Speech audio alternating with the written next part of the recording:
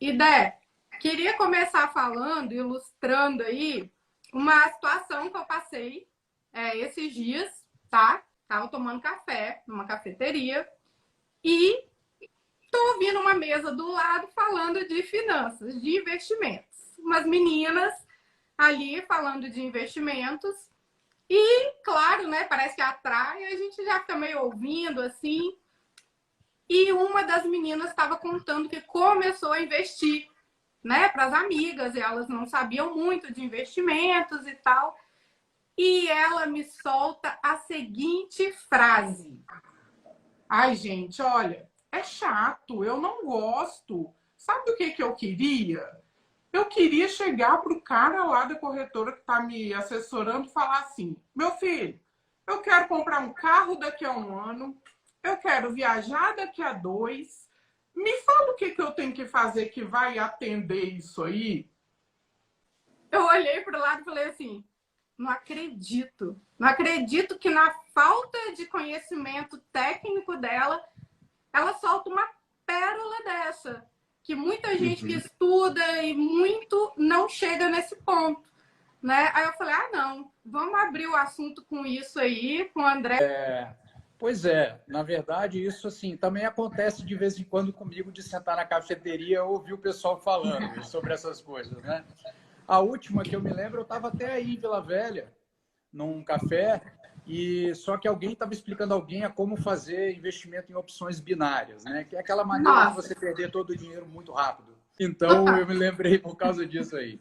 Mas, sem dúvida, esse é um grande desafio para as pessoas que querem investir, né? Porque o que acontece? A gente vê tanta informação, e fica muito difícil de uma pessoa... Que aí eu vou chamar um investidor médio. O que seria investidor médio? É aquele cara que não é um profissional de mercado, né? É uma sim. pessoa que é a maior parte das pessoas que estão lá cuidando da vida delas, não querem saber muito, elas têm os anseios que elas querem realizar, os objetivos na vida, e elas querem simplesmente saber o que fazer para alcançar esses objetivos. Às vezes, a gente mergulha muito dentro do aprendizado de finanças, de investimentos, que é acompanhar tudo que sai no noticiário financeiro, tudo que sai na política, na economia, tudo. E a coisa vai ficando cada vez mais difícil, porque a gente vai sendo soterrado por esse monte de informação. E, na verdade, na minha visão, assim, 95% da informação que vem é inútil, que é ruído. 5% é útil. Mas quando você começa, como é que você vai saber qual que é o 5% útil, né? Então, não tem como saber. Então, as pessoas tendem a mergulhar nisso e, às vezes, se perdem nesse meio de processo.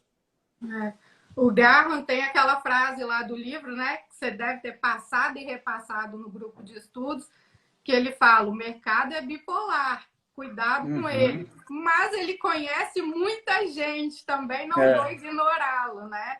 É achar claro. essa medida, né? Exatamente. Não dá para ignorar, mas também não dá para ficar à mercê. E aí a gente, né, que trabalha com... Você trabalhou muitos anos com clientes investidores, né? Eu trabalhei muitos anos com clientes investidores. E assim, a gente sabe que a pergunta de 1 milhão é: o que que eu invisto aí, né, já? Qual é o Qual é o investimento? investimento? Qual é o investimento? O que está dando mais agora? O que está dando mais agora? É por aí. Desloca o foco, né, do investidor sempre pro investimento, né? Essa é uma tendência muito comum quando a pessoa começa a investir. O foco ser o investimento. E aí, quando a gente vai para a parte do diagrama lá da montagem de carteira, no investimento perfeito, a gente vai fazendo esses passos.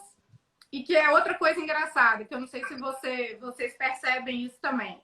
As pessoas não gostam muito de coisas simples, Não, né? é verdade. Parece que é bobo. Não, isso aí é bobo. Tem as opções binárias lá, né? Como assim? Como assim? É simples. E aí elas deixam de aproveitar o fato de que o caminho, às vezes, é mais simples mesmo, né? Exato, exato.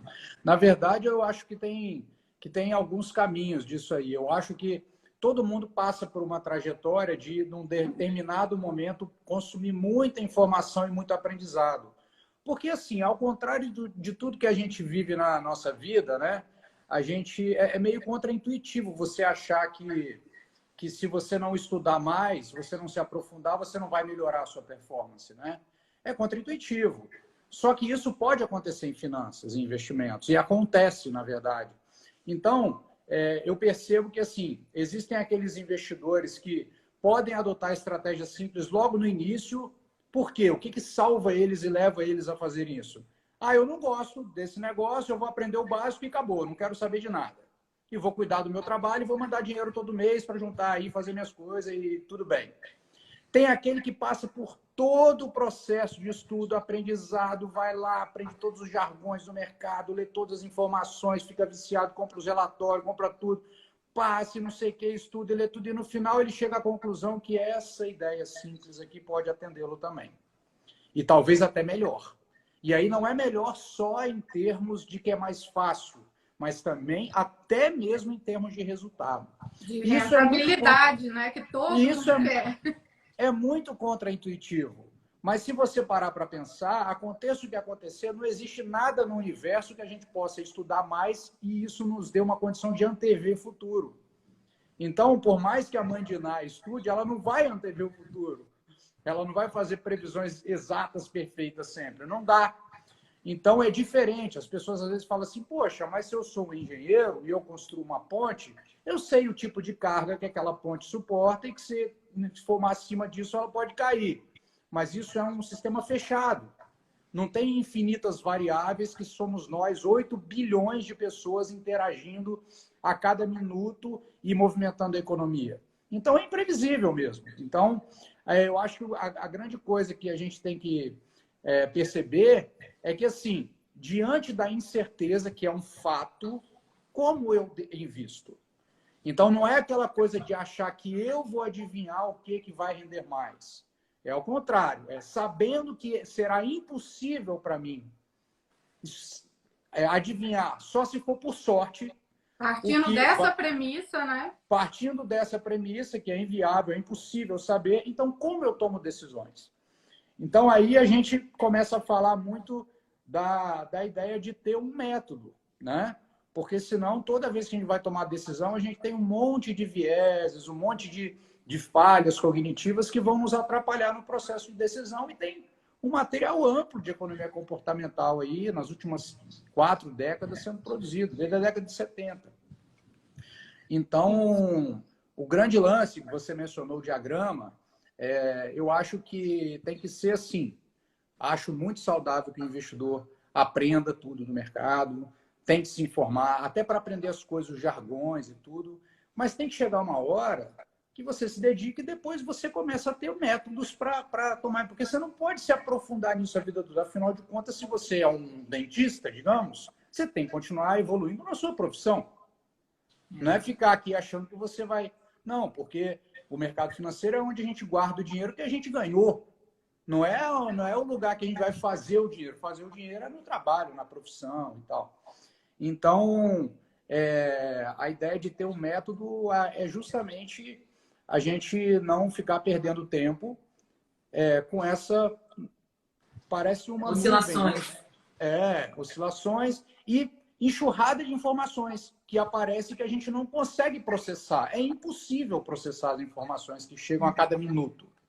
Não é verdade? E o que eu acho que acontece também é que muitas vezes as pessoas elas mudam, as informações vão mudando e as técnicas vão mudando, as estratégias vão mudando e de tanta informação, de tanta técnica, de tanta jeito de fazer, acaba que não faz de nenhuma maneira correta, né? Não segue uma linha de raciocínio.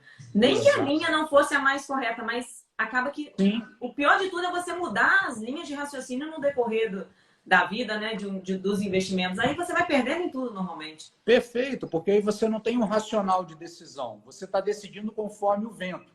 Né? Então você... tá soprando para lá, então vamos para lá. Aí vem uma outra notícia. Agora é para lá. Quer dizer, e nesse processo você joga dinheiro fora com custo operacional, E normalmente esse vento sopra na hora que já está lá em cima e está na fase de cair. É assim, tem isso. Normalmente a gente, todo mundo, só vai perceber depois, né?